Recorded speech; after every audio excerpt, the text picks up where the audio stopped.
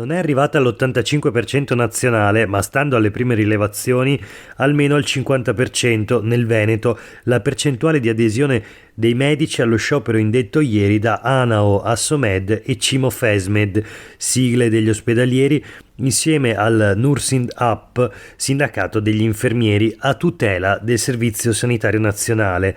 Obiettivo dello sciopero: ottenere nuove assunzioni, la detassazione di parte della retribuzione, risorse congrue per il rinnovo del contratto di lavoro, la depenalizzazione dell'atto medico e la cancellazione dei tagli alle pensioni. Secondo i dati diffusi alle 16 dalla regione, alla protesta hanno aderito 595 camici bianchi, cifra in serata poi cresciuta a 645 e poi oltre ancora, e 333 tra infermieri e altri operatori del comparto. Numeri davvero molto elevati se si considera l'altissima adesione anche al recente sciopero generale indetto dalla CGIL. Questo è Sveglia Veneto, il primo podcast dedicato all'informazione vista da Nord-Est. Io sono Jack Calcetto, oggi è mercoledì 6 dicembre 2023. La prima notizia del giorno riguarda lo sciopero della sanità pubblica, medici in sciopero, interventi saltati e ambulatori chiusi. È solo l'inizio, il 18 un'altra protesta. Questo è il titolo sul Corriere del Veneto di oggi. Nella nostra regione hanno incrociato le braccia in 700 camici bianchi, 50% quindi il tasso di adesione allo sciopero ieri in Veneto, con punte dell'85% a livello nazionale. Le ULS comunicano che sono state spostate operazioni e decine di visite, il personale è stato in parte precettato. Uno sciopero contro il governo Meloni, contro i tagli alla sanità e contro soprattutto le politiche considerate ingiuste e inique nei confronti del personale sanitario. Medici e infermieri appunto ieri scioperavano assieme. Questa la prima notizia dalla nostra regione sui quotidiani locali, ma proseguendo la rassegna stampa di oggi, naturalmente il tema che occupa prevalentemente le pagine dei giornali di oggi è quello legato ai funerali di Giulia Cecchettin. Allora vediamo rapidamente una rassegna almeno dei titoli sui principali quotidiani locali veneti. L'ultimo saluto, ciao Giulia, così apre il Gazzettino. In 10.000 dietro a una bara bianca, ora basta abusi e sopraffazioni. Padova, stretti in basilica e sotto la pioggia in Prato della Valle per la figlia di tutti. Il richiamo del vescovo Cipolla ai giovani: nella libertà potete amare meglio e di più. I lunghi abbracci alla famiglia, la lezione di papà Gino. Il suo discorso sarà trasmesso a tutte le scuole. E proprio il discorso del padre viene pubblicato integralmente sia dal Gazzettino ma anche dai quotidiani del gruppo NEM. Addio amore mio, la tua vita sottratta deve essere il punto di svolta. Un discorso di speranza, paradossalmente una forza incredibile quella del padre di Giulia Cecchettin. Il saluto di Gino alla figlia, i ringraziamenti e un monito per tutti. Il femminicidio è spesso il risultato di una cultura che svaluta le donne, ha detto il padre di Giulia Cecchettin. Mettete da parte le differenze ideologiche per affrontare insieme il flagello della violenza di genere. Era una giovane straordinaria, ha detto a proposito di Giulia, una combattente tenace. Il suo spirito indomito ci ha ispirato tutti. Passiamo al Corriere del Veneto. Gli articoli sono di Roberta Polese, Giorgia Zanierato. Sul Gazzettino era Angela Pederiva. Ma vediamo, in 10.000 per l'ultimo saluto a Giulia, l'addio privato di papà, Elena e Davide in Prato della Valle. Prima l'abbraccio di una comunità sconvolta e dopo a Saonara la famiglia resta per un'ora sola con il feretro. La doppia cerimonia appunto voluta dalla famiglia, prima a Santa Giustina in Prato della Valle, a Padova la cerimonia davanti a 10.000 persone, e poi a Saonara in una forma più raccolta. Ancora un altro titolo, il racconto di Emilio Randon, dai nonni ai ragazzi, la voce della grande piazza che si trasforma in una seduta di autocoscienza. Papà Gino ha fatto diventare il suo dolore una speranza per tutti, era quello che si diceva prima. Gli applausi spezzano il rito collettivo che tra rabbia e dolore vede padri, madri e figli interrogarsi su ciò che siamo diventati. E poi vediamo i quotidiani del gruppo NEM, la prima pagina: cambiamo per Giulia, in chiesa il toccante discorso di papà Gino contro i femminicidi. Il ministro dell'istruzione chiede che venga letto e discusso in tutte le scuole il discorso appunto di Gino Cecchettin. Migliaia di persone, tantissimi giovani per l'ultimo saluto alla ragazza uccisa dall'ex fidanzato, rose bianche, lacrime e applausi per la tragedia che ha commosso l'Italia. Questo in prima pagina ai quotidiani del gruppo NEM. Poi all'interno sempre un racconto dalla piazza di Anna Sandri: un addio e una promessa, il tempo sembra fermarsi nel silenzio irreale del prato. 10.000 persone fra la piazza e il sagrato, immobili con gli occhi incollati ai maxi schermi, la commozione per le parole del papà e l'ultimo saluto con un applauso lento. È come se ognuno portasse conficcato nel cuore qualcosa di lei. Nel volto del padre non è incisa la rabbia, ma è disegnata la tenerezza. E poi le voci degli studenti che sono stati sentiti appunto dai quotidiani del gruppo NEM. L'articolista, la giornalista è Elvira Scigliano. Sente prima Emma Ruzzon, voce dell'Università Patavina, che dice: questo è un momento da cui dobbiamo ripartire.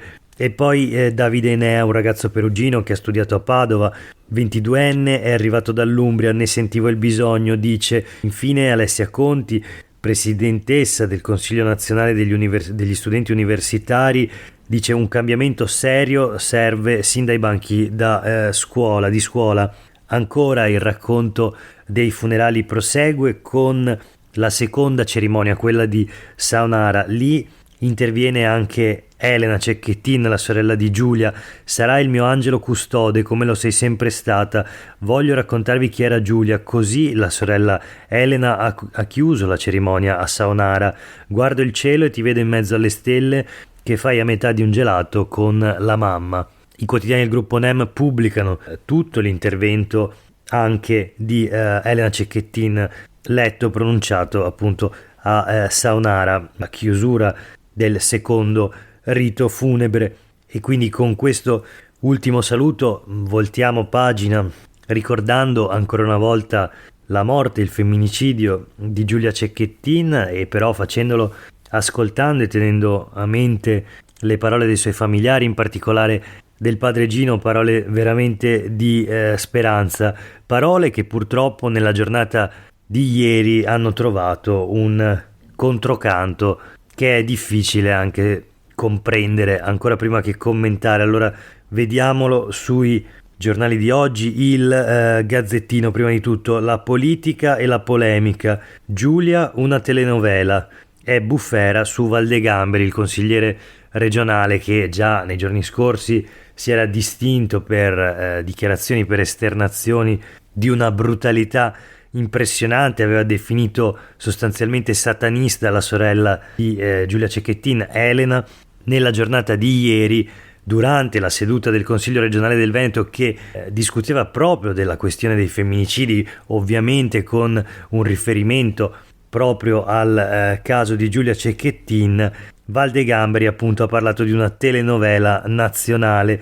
Zaia si dissocia dal consigliere eletto nella sua lista, la Lega lo scarica. Villanova, capogruppo della Lega in Consiglio regionale, dice a Valdegamberi di chiedere scusa. E poi ci sono le opposizioni, il Partito Democratico con la sua capogruppo in regione Vanessa Camani. Le sue parole, le parole di Valdegamberi, offendono tutta l'aula, tutto il Consiglio regionale, quindi tutta la regione.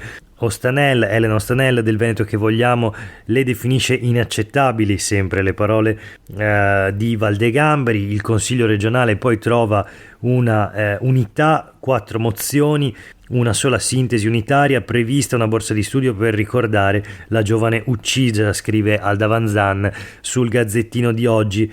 Anche i quotidiani del gruppo NEM citano, riprendono le parole e le dichiarazioni di Valdegamberi che infanga la tragedia di Giulia. Questo è il titolo sui quotidiani del gruppo NEM. Telenovela nazionale, tante donne muoiono. Sdegno collettivo del Consiglio regionale che approva una risoluzione.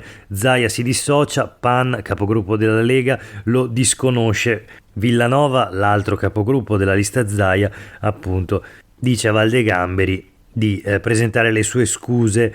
E i quotidiani del gruppo NEM, anche questo è interessante, nella stessa pagina pubblicano un commento, una sorta di editoriale firmato da Matteo Marian, che risponde all'esponente leghista Stefano Valdegamberi dice: così ha perso un'altra occasione per stare zitto.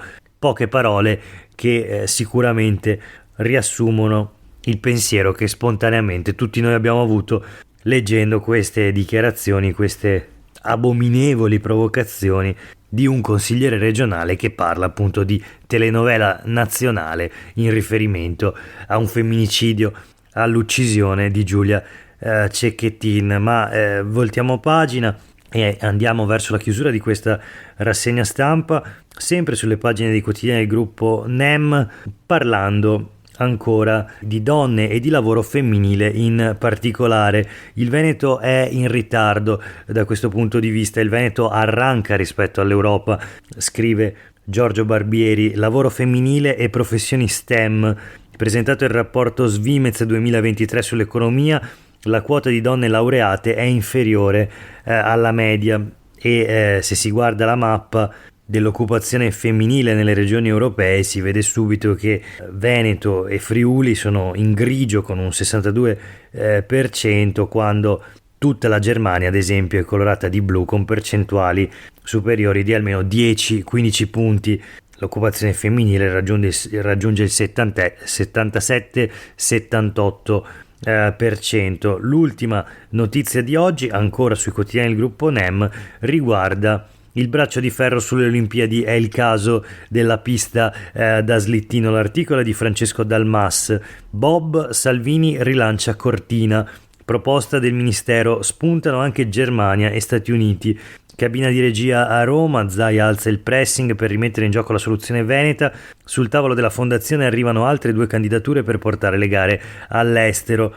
Regione, Comune e il ministro leghista puntano su una struttura essenziale senza costi in più. Tra 7 giorni il piano. Frenata per il dossier piemontese Cesana, il CIO spinge per la soluzione estero e oggi è previsto invece il CDA della fondazione, appunto Milano Cortina 2026. Insomma, passano le settimane, passano i mesi, ancora una soluzione la Lega non è riuscita a trovarla per questa vicenda che comincia a diventare assurda delle Olimpiadi invernali di Milano Cortina 2026, che di Cortina appunto potrebbero avere molto poco. Per oggi è davvero tutto, grazie per aver ascoltato questa puntata di Sveglia Veneto.